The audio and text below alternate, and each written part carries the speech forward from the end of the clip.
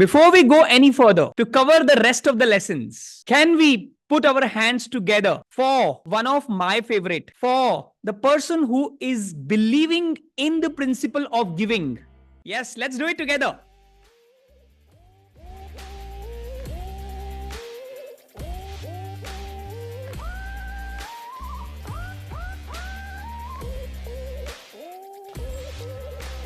Good evening, Bob. You are on mute, Bob. Good evening to all of you. How are you? It's so great to be with you again. It's always such a treat and a joy and a pleasure and an honor for me. Bob, it's our pleasure, gratitude, and thank you so much for being here and once again enlightening us. As you know that this is the finale, people are just about to graduate after the 3 months journey, and I thought that maybe you are the last speaker in this 2 days journey, and we thought that if we can just invite you and give them some golden nuggets before they move on ahead in their journey. I mean, who better than you can do it, who has always believed in the go giver principles?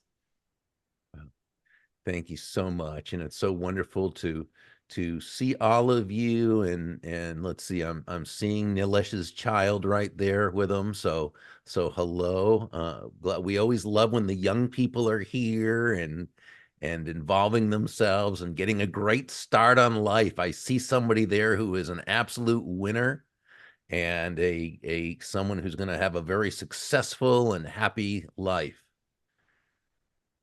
Absolutely. Thank you, Bob. So maybe, we can start with, probably we were talking about something, Bob, which is to do with selling. People, understand, and you have books on selling as well.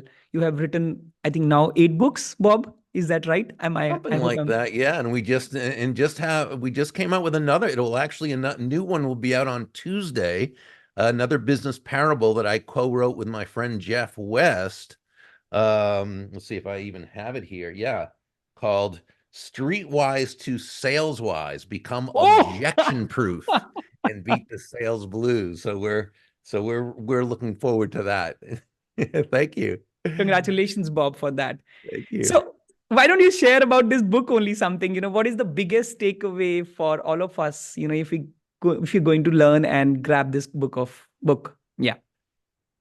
I think it always comes down to one thing, and you and I have talked about this before, and we've talked about it here, with the group, and that is it's always about how we can add value to another person's life, and whether we're talking about sales and entrepreneurship, whether we're talking about climbing the corporate ladder, whether we're talking about founding a company, it's always going to come down to how you help another person feel about themselves and how they feel about you. I was just rereading a book I've probably read 50 times. It was written in 1910. Okay. It's called The Science of Getting Rich. And it was by a man by the name of Wallace D. Wattles.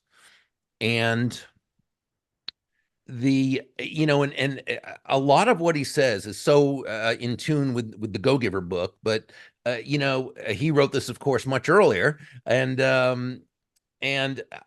me read. May I read a passage from it that I think just says it all? Regarding whatever it is we do, it doesn't matter. And he says, and remember, when we talk about rich, can be rich in many ways. There's rich financial, physical, spiritual, mental, emotional, social, relational. And if we do things right, the universal laws, and Pindar taught, the mentor and the Go-Giver talked about this to Joe, the universal laws, they encompass everything.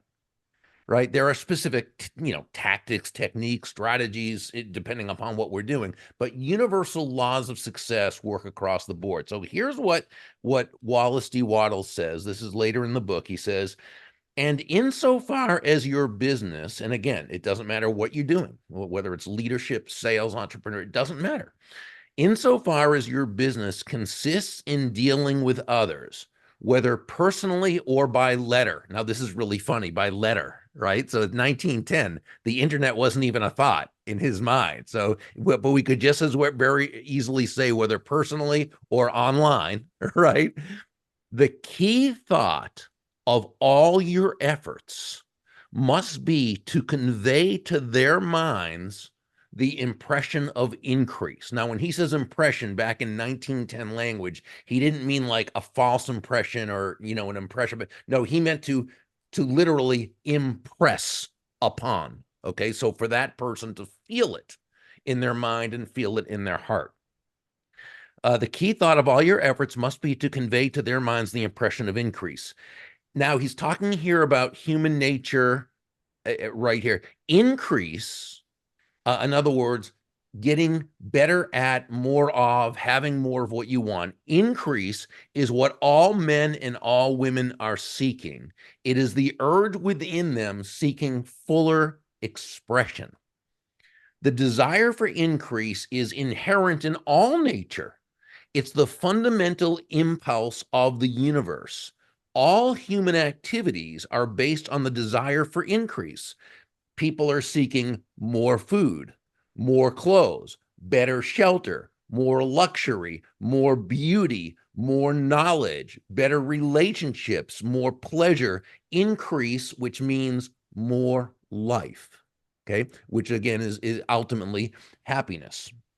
So man and woman instinctively know this, thus they are forever seeking more. It's called the law of perpetual increase.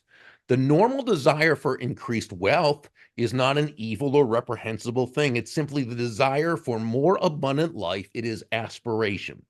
And because, now this is key, because it is the deepest instinct of their natures, all men and women are attracted to. Now, attracted doesn't mean physically, it means wanting to be part of this person's life. Because it is the deepest instinct of their natures, all men and women are attracted to that person who can give them more of this means of life. In other words, when you're making another person's life better through everything you are, through everything you do, they want to be part of your life. And this is where increase happens for everybody. He writes, you are a creative, oh, you are when you follow the certain way, which is what he talks about in this book, which is what we're talking about, adding value to others, you are getting continuous increase for yourself, and you are giving it to all with whom you deal. You are a creative center from which increase is giving to all. So just a couple more paragraphs. Be sure of this and convey assurance of this fact to every man, woman, and child with whom you come in contact, no matter how small the transaction, which might mean you say hello to someone, you smile to someone, you pay someone a sincere compliment, you send a thank you note, you know what have you.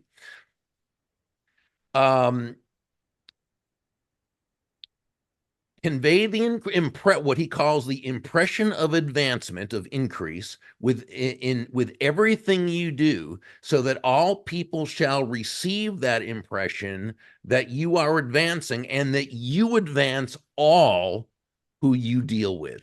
I just think that is such a beautiful passage by him, and it reminds me of a something from a book from an author I love, Michael Singer, and this is in his book, The Untethered Soul. I actually have this taped on my computer, so I'm going to look to the right as I read this. And here's what Michael Singer says. The highest thing you could do with your life is to make it so that every moment, and we could say person, every moment that passes before you is better off because it did. We could say every person who passes before you is better off because they did. That's the highest definition of the purpose of life, that every single moment, every person, every moment that happens to unfold in front of you is better off because it passed by you. It was raised a little.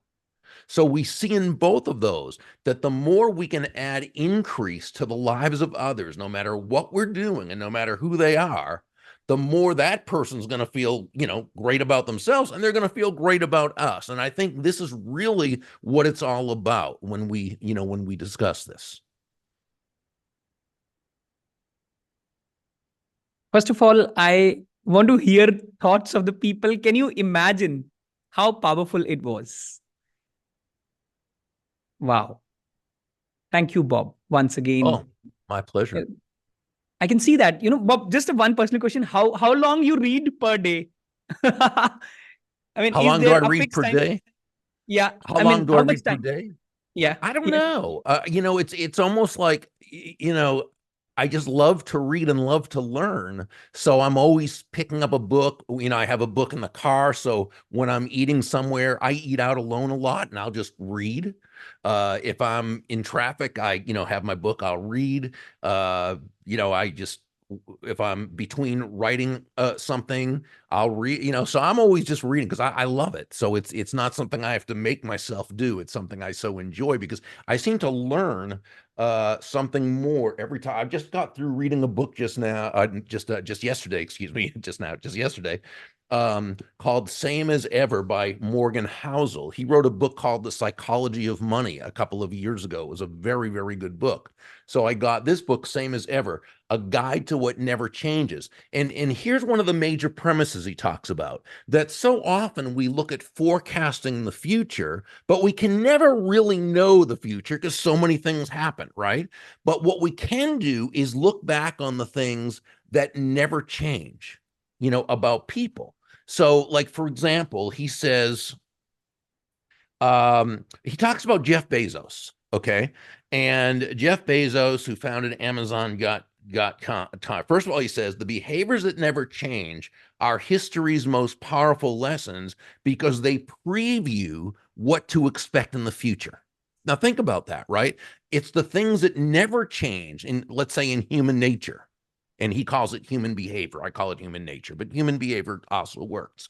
It's those things that never change we can look back on and use that to help decide what could possibly happen. Here's what I mean. And again, this is, I think, so brilliant that he writes about.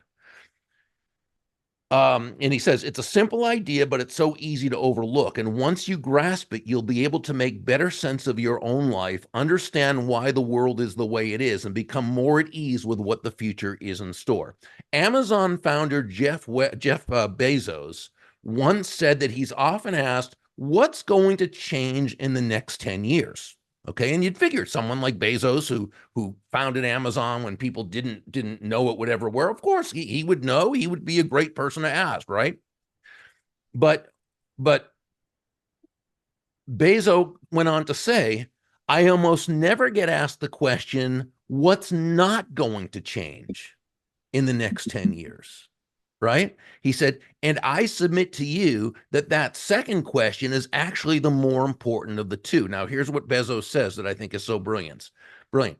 Things that never change are important because you can put so much confidence in knowing how they'll shape the future. You can't predict it, but how they'll shape the future. Bezos said it's impossible to imagine a future where Amazon customers don't want low prices and fast shipping, right? So he can put enormous investment into those areas. Now, the author says the same philosophy works in almost all areas of life. I have no clue what the stock market will do next year or any year, but I'm very confident about people's penchant for greed and fear, which never changes. So, as an investor, which is what he is, that's what I spend my time thinking about. So again, I think those are so important. So when we read, we pick up these great ideas from people. And so whether it's something from 1910, so whether it's studying the Stoics from a couple thousand years ago, whether it's somebody whose book just came out a little while ago, we can learn so much. And we take these ideas and we just we apply them to how they can help. But what's your thought on artificial intelligence? How is that going to impact? Yeah, so I've talked to a lot of people about this, and especially people like my friend Mitch Jackson and others, and I've also read a lot of people who have really embraced it. Okay, people and people who are already very successful people who embraced artificial intelligence. But here's what they say, and I could predict what they're going to say, because again, it's the same that anybody would say about any tool.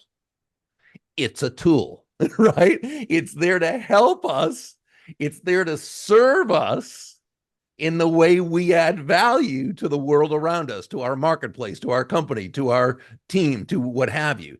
It's like anything else. It's like a system, or any kind of tool is supposed to serve us as opposed to us serving them. So you can, let's say you were going to do a report on something, or you had to do some research on something. By all means, ask Chat GPS or whichever you use. Great, but then go through it and humanize it. Right? Make sure it's saying what you want to say. I've had some people send me some articles that they said that they wrote about me, and they were kind of selling me a service of PR to get my name out in different things. I can always tell when it's a Chat GTP or artificial intelligence written thing. Doesn't mean it's not good information. Doesn't mean they don't have the facts right. Every single one of them did. But I can always tell it's simply facts. It's not human. Right? And and I'll never forget. It was a book written about 6 or 7 years ago by Jeffrey Colvin. He was the editor at large at Fortune magazine, and he wrote, and his book was called "Humans Are Underrated." And the premise of the book was that the question used to be, what can humans do that technology can't do? And there were certain things, but he said now it's not the case. He said now there isn't anything pretty much that technology can't do, right? That humans can do. They can render a much better decision in court as to whether someone should be granted bail or probation. They can do operations. They can do that. Technology can pretty much do anything. But now he says the question is, what is it that humans can do that other humans will only accept from humans, but not technology? And he gave a great example. He said, if, heaven forbid, a loved one, dies during an operation or in the hospital, nobody wants to hear that from a computer, or a computer generated printout. They want the doctor who is kind and empathetic and feels badly, and that's the person they want sharing that information with them. And what he says is, as technology becomes even more prevalent, because we know it's going to continue to grow, right? Chat GTP and all that is just artificial intelligence. That's just the beginning, right? He says what that's going to do is it's going to make it so that those people who are able to understand, embrace, and practice those, what I call people skills, right? The empathy, kindness, team building, leadership, all those things. Those are the people who are going to be the most in demand and are going to be making the most money, the highest salaries. They're the people who are going to be able to be the founders. These are the people who are going to have people wanting to follow them. So by all means, I think artificial intelligence is great to the degree that it serves us, right? As opposed to us serving. It's like what I always say about a system. The system is there to be the servant, not the master, right? If we can have a great system in place, but if we forget the humanity part of it and we do everything just according to a system without it, well, it's probably not going to work out very well. And I think it's the same with technology. Bob, so quite understood and makes really a lot of sense. Now, what do you think? Probably, if let's say somebody is into his or her corporate journey, I mean, all the audience here, they are into their corporate journey, but they're kind of contemplating and thinking in the direction of moving towards personal brand, entrepreneur, becoming an entrepreneur, launching their YouTube channel, launching their podcast channel. Any handy tips you would like to give with your vast experience, when you entered into entrepreneur journey, when you started, going and started writing books and then did a lot of keynotes. So how was it all? I mean, how did it all start from your experience? If you can give some golden nuggets to the people here. Well, I think there's to me, a very basic, because you know me, I like to keep things very simple, very basic, not make anything any more complicated than it needs to be, because life is complicated enough. So, so I try to keep everything as simple as I can. It works, for me, because I'm kind of a simple person in that in that regard. And so it begins with your desire. Okay, it begins with understanding what it is you want to do, where you want to go, where you want to be. Now, understanding also, of course, we can't predict the future. We don't know what's going to happen, but we can still have that aim. It's not about knowing where we're going to be. If that was the case, it would be very difficult because we don't know. But we can have a desire, not an attachment, but a desire to be, do, have, whatever it would happens to be. So let's say it's entrepreneurship. Let's say it's founding a company. Let's say it's again, having a great YouTube channel or writing a book and being a spirit, whatever it happens to be, you have that desire. Let's assume you have that. Now, the first step after having the desire, okay, the first step is to seek out and find the information. Seek out the information, or what I call find the system. Discover this, learn the system. What is a system? Okay. Very basically, a system is the process of predictably achieving a goal based on a logical set of how to principles. So let me just give you an example. And Michael Gerber talks about this in his E-Myth books, okay? That, it's one thing, he talks about the person who is a great baker. They can bake great cakes. So they think, and everybody tells them, oh, these are the best cakes in the world. You need to start a business, baking and selling cakes. Well, just because someone can bake a cake doesn't mean they can run a business that's about selling cakes, right? So you learn a system for operating the business, and you'd probably look to someone who has done this successfully and learn from them. How? Well, they may have written a book on how to set up a business baking cakes. They may have a podcast on it. They may have videos on it. You can Google or internet search practically anything and find out how to do it. There's a woman named Kara Brookings who wanted to build her own home. She wanted to build a home. She had never done it before. She actually went to YouTube and watched YouTube videos on how to build a home, how to construct a home. And she and her family did it together as a project, right? She learned the system. How do you do that? Okay. So, when I became a speaker and I wanted to be a conference speaker and speak at that time, I was speaking on creating referral business and so forth. I knew how to do it. I had done it in sales, but I could teach how to do it, but I didn't know how to run a speaking business. What did I know about it? Okay. So I joined, first of all, I got a couple books from speakers on how to have a successful speaking business, right? Back then, the people were Mike Frank and Dottie Walters. They were the two. This is 40 years ago, 35 years ago. They were the two big people in that regard. I read their books.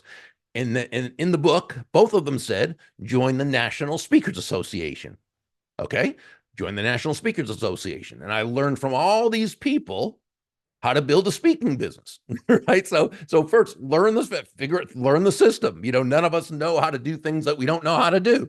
So we find a system for doing it. Of course, you're Vishal, you're the system teacher. You're teaching a system, your show, right? So again, so learn the system. Okay, now second is apply the information, because knowledge without action is the same as not having any knowledge, right? So we start applying what we've learned. Now, we want to make sure that we don't make the mistake of waiting until we know how to do it before we do it. Now, that doesn't mean you want to do it shoddily or do it, but no, you get good enough to start, and you start, and you make mistakes, and you course correct along the way. But with that action, you'll start to begin to get, you'll start to begin to get really good, very competent at what you're doing.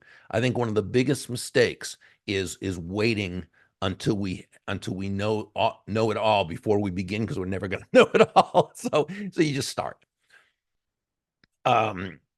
Yeah, Zig Ziglar, who was a very famous speaker in the United States and around the world, used to say, anything worth doing is worth doing poorly until you learn how to do it with excellence. Now, he didn't mean, again, he didn't mean to do something that's shoddy and that you're, no, not at all.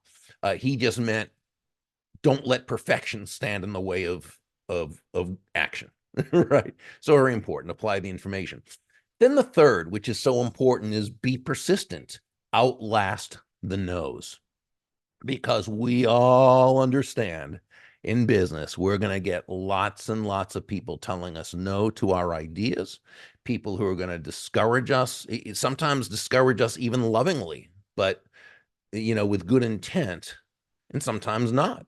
But regardless, understanding that, if we have a vision for something and a desire, other people don't. Other people, everybody comes at the world through their own unique set of beliefs, right? So we've got to know people are going to say no. And then as we get into the business and we're selling our services, we're going to get a whole lot of no's. My great friends, Andrea Waltz and Richard Fenton, a husband and wife, they wrote a wonderful book called Go for No. And their subtitle and the basic premise is that yes is the destination, no is how you get there. Because one thing we all understand is that it takes a 5-gallon barrel of no's to get 1 quart or 1 liter of yeses, right? But those yeses are enough for you to be very, very successful. Now, that doesn't mean that it's fun to get told no. Of course not. Who wants to be told no? But we know it's part of life, and we know it's part of business.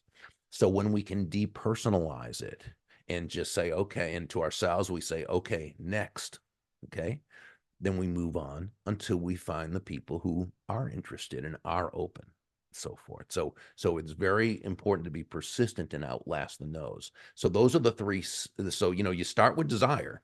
You have the 3 steps. One is find the information, seek out the system, right? 2 is act, is take action. The third is be persistent. Now, then there's one more final, how we had your desire came before it. Now there's one last thing to end with, and that is belief. And this is so important. And that is belief in yourself, okay, that you have what it takes to do this. We all struggle with that sometimes. But ultimately, we have to have that belief and belief in the mission itself. Belief that what we're doing is adding value to the world, to others, just as Wallace Wattles talked about, right, in The Science of Getting Rich.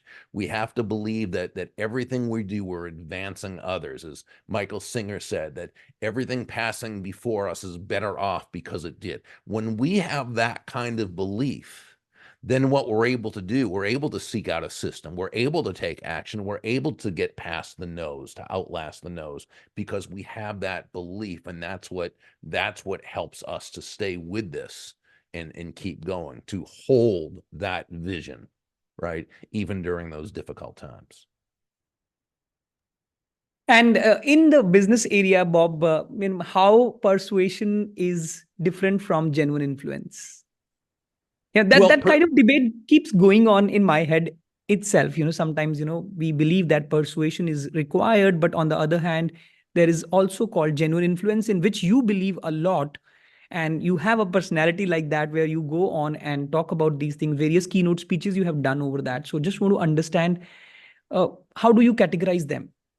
So here's the thing. Influence, what we call genuine influence. Well, first of all, influence is simply the ability to move a person or persons to a desired action, usually within the context of a specific goal. That's, by definition, that's influence. Now, genuine influence is what we would say is the ability to do this while helping that person feel genuinely good about themselves, about the situation, and about you. That's the ultimate in people skills. Okay, so that's influence. Now, there are 2 types of influence. One's very positive and one's very negative. The positive element of influence is persuasion. That's when we are influencing another person to take an action that is in their best interest, right? And that they feel good about and that they are benefiting from. Now, the other type of influence is manipulation. That's negative. The person who influences doesn't care if they hurt another person. It's all about themselves. They just want what they want. Okay. And they'll say or do whatever they need to in order to compel another person into doing their will. That's not a good thing. It's not a good way to live life. It's not a good way to conduct business, and it's not a sustainable way to do business. Persuasion is when both parties come away significantly better off than they were before. And the person who can master this skill, and it is a skill, that's why they're called people skills, right? Dale Carnegie wrote an entire book about it, about 100 years ago, not quite 100 years ago, about 90 years ago, how to win friends and influence people, right? And there's lots of great books on that, and it's something I've dedicated a lot of my professional life to, because I believe I'm a big believer in this, that you can get to a certain point of success, you can reach a certain very legitimate level of success with talent alone. Talent, skills, competency. Absolutely, you can reach a certain level of success. But those people who take it to that stratospheric level of success, these are the people who can work with others very effectively. These are the people who lead in such a way that others want to follow, right? These are the people who you look at and say, oh, they just seem to have a way of attracting others to their ideas. Well, it's not just necessarily a natural, with some people I think it is, but with most of us, it's not. It's a learned set of skills. And it's always going to come back to asking ourselves the question, how will they benefit? Right? See, the great influencer asks themselves the question, how does what I'm asking this other person to do, how does it align with their goals? Right? How does it align with their needs, their wants, their desires? How does what I'm asking this person to do align with their values? How does what I'm asking this person to do, how does it solve a problem that they have? How does what I'm asking this other person to do, how does it make their life better? How does it move them closer to happiness? Right? And they approach it from that viewpoint, right? Understanding that ultimately people are going to do things for their reasons, not our reasons. And when we're the type of person who takes true, authentic joy in bringing value to and or helping another human being, that's what makes for that type of genuine influence that those stratospherically successful leaders have. Yes. How many of you are already learning something big, learning something crazy? Thanks, Bob, for Oh, sharing such a crazy information. And, whenever we listen to you, the power of the voice you carry, yeah, and that's another additional thing which I always want to say, that it's something which is to be learned, right?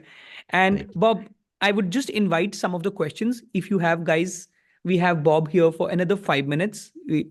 Bob has some other engagements also, so we can just take on a couple of questions. If you have, we will pick up only the ones which stand out. Just so you know, I was not watching the meeting chat earlier because it's hard for me to concentrate on both. But just in the last minute, I've been reading some of your comments. Thank you so much.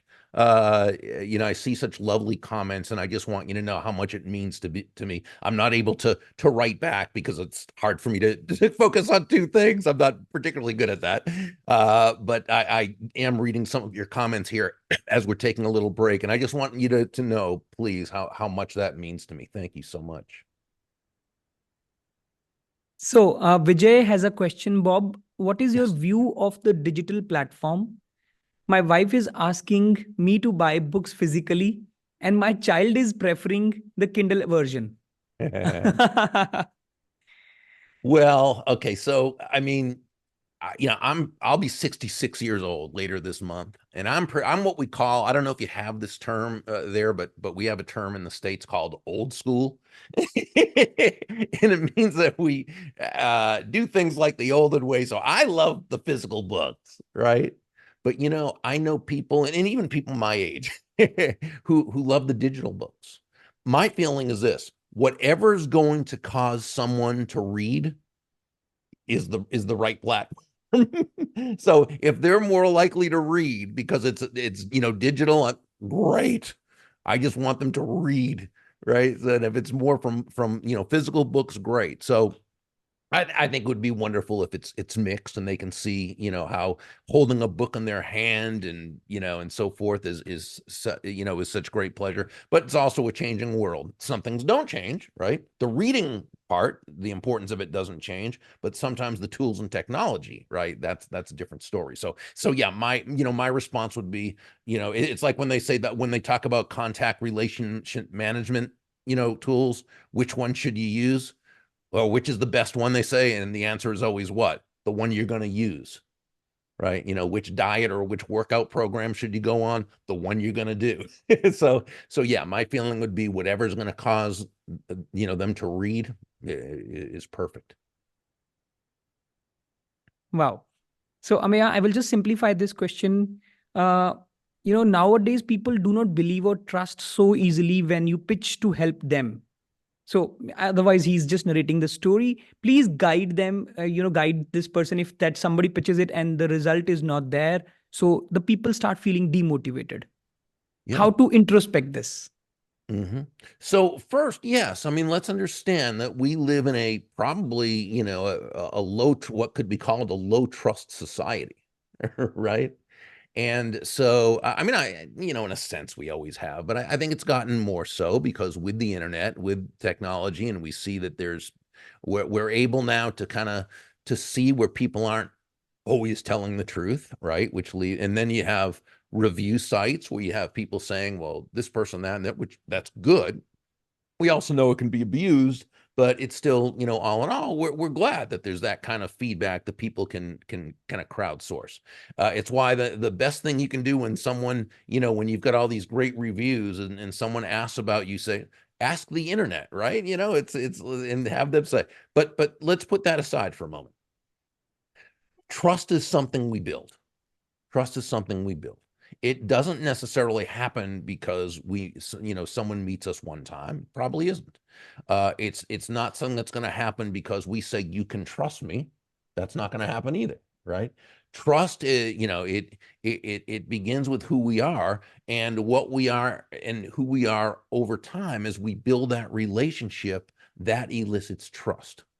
So we've got to be willing to know that trust is something that is earned.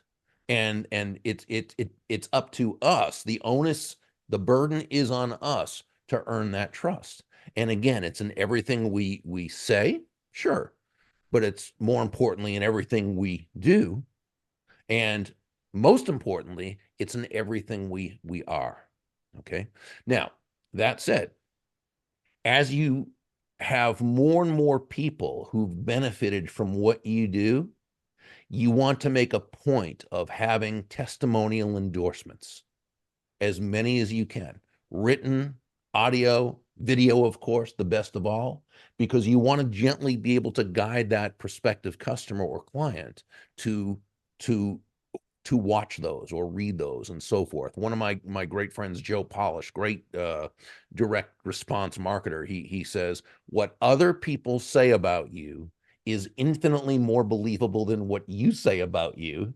So let other people say it, right? And that's why, we have so many endorsements on our site from other people, because when people come to our site, we want them to see not what we say about us.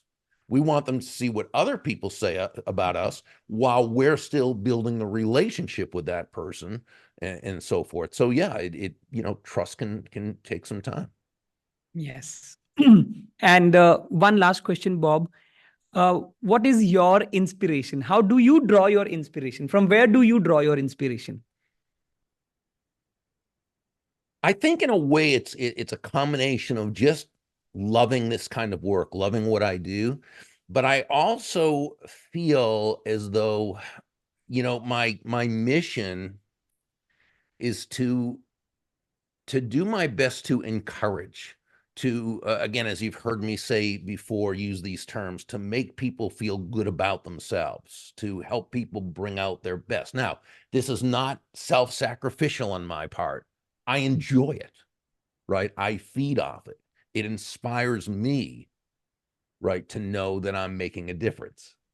So, so it's something that I think, so what inspires me? I think that's it. It's knowing that I'm here to make some kind of difference in some way. And to the degree that I can do that, that inspires me. Wow. Bob, now, after hearing these golden nuggets and so powerful things, let's say if personally we want to learn from you, yeah, so then probably is there any option you have some program which we can, understand? Maybe I heard that you have a program called Genuine Influence. So a little more about that. Genuine influence is really just the 5 steps to becoming such an immense practitioner, effective practitioner of people skills, right? And once you know these 5 principles, and then lots of examples and so forth to go through it, and then lots of practice in doing it. When I say practice, I just mean doing it with each other, right? Because a lot of what we're going to be talking about when it comes to this is so intuitive. I mean, it's one of the things about this program is you don't need to learn, you know, 10 steps to do this and 5 things to see here and 3 things to do here. It's very, very intuitive. And again, I like to teach people skills in a way that is very simple, because if it's not simple, at least I find this with my own learning. If it's not simple, I'm probably not going to be able to do it, right? So now that doesn't always mean it's and I'm not saying simple as far as, oh, just, like that. No, you still have to work. But I'm saying as far as understanding it to be able to digest. Let me give you a quick example. So one of the most effective things we can do, and you don't see most people doing this, so that when you do it, it's very powerful, is what's called the deflection or the parry. And here's what it is: that when someone says something about you negatively, rather than trying to be rather than being defensive and trying to overpower that person and say they're wrong, what if instead you can kind of turn right into that and deflect it and come away looking much better than you would have otherwise? And here's an example. In the 1800s, one of our presidents, Abraham Lincoln, was often kind of ridiculed by his political opponents. Well, we see that today too, right? But these days, and I don't know about where you are, but I know where we are, when a politician gets ridiculed, oh, they just they insult the other person, and right, and it goes, well. So one day a reporter approached President Lincoln and told him about something negative that another politician had said about him. So what did President Lincoln do? He said, well, I have a lot of respect for that man. And if he says there's an issue, then it's something I need to look into. Now, what did that do, right? Rather than Lincoln coming across as defensive and arrogant and so forth, and causing a rift that would now give that other person more ammunition to go, right? He just totally deflected it, right? He said, well, I have a lot of respect for that man, and if he thinks it's an issue, it's something I need to look into or I need to consider. So Lincoln comes away, as he always did, looking great, right? People loved him because that's what he did. Now, that's a people skill. And that's something that when you can do that, it sets you so far apart other people. And it's not something that takes a long time to learn, right? You could now do that. Now, you might say, well, but what if I don't have a lot of respect for that other person? I don't want to lie. I don't want to be inauthentic. Okay, you don't have to. All you need to do is, you can say, well, I've never thought that before, and it's not something I had previously considered, but I'm always trying to learn and improve myself. So it's certainly something I'll look into. right? And so that you can feel very, very comfortable saying that. So again, it's always the principle, not the specific words. You've always got to decide what's appropriate there. So in the genuine influence program, we go through all those sort of things that turn you into an absolutely powerful communicator and influencer. Wow. Wow. Thank you so much, Bob. Maybe, just one last message from you, because I know that we are short on time, and you have to, give one last message to the community, to these beautiful people, because they're graduating today. What would be that last message? I think it would always come back to rather than focusing on the result that you want, focus on the process, focus on the person you're adding value to, and allow the result of that to be the result that you want. Right. So if if you're looking to help, if you're looking to attain a certain position or make a certain sale, don't think about the sale. Think about, how do I add value to this person's life in such a way that they want to do business with me? How do I become the type of person that other people want to do business with? If you focus on that, then it all comes to you as the result. Wow. Wow, Bob. Thank you so much. Oh, thank I think you. this means a lot, and lot to learn, lot to understand. With your vast experience, with your brilliant knowledge, I am really blessed. Guys, one word before we say good night to Bob Burg for the day. Can we have one word for Bob? I want all of you to share your thoughts, your feelings, what you could learn from this man who has vast experience, and the Go Giver book, Bob. I can just tell you that, that's like my gold mine, and I keep it very close to me. I keep that, whenever I'm down, I just go and read it, and I feel, now I got it. That's the one. Thank you. Thank you. I appreciate that. That means so much to me. Thank you.